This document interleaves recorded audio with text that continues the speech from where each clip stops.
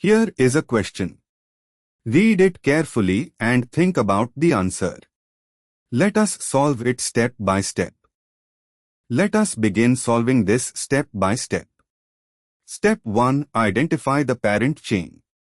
Count the longest continuous carbon chain that includes both double bonds and the carboxylic acid terminus.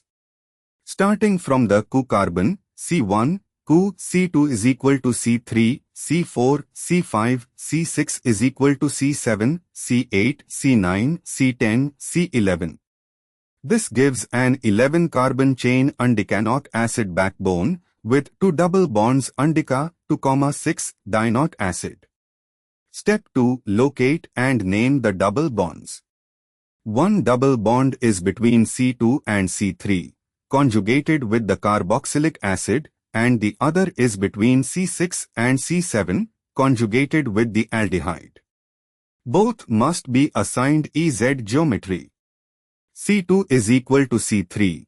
C1 carries ChO, higher priority, versus H. C3 carries C4 chain, higher priority, versus H. The two higher priority groups are on opposite sides E. C6 is equal to C7. C6 carries ChO, higher priority, versus C5 chain. C7 carries C8 chain, higher priority, versus H. Higher priority groups on opposite sides E.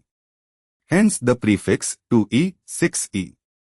Step 3. Identify and number substituents. C4, cyclopropyl group 4 cyclopropyl. C5, bromine atom 5 bromo. C6, aldehyde, formyl, ChO, substituent on the double bond carbon 6 formyl. C9, bromine atom 9 bromo. Step 4. Verify the terminal group. C9 bears Br, and C10, C11 is an ethyl group, CH to CH3, consistent with an undecyl chain, 11 carbons total.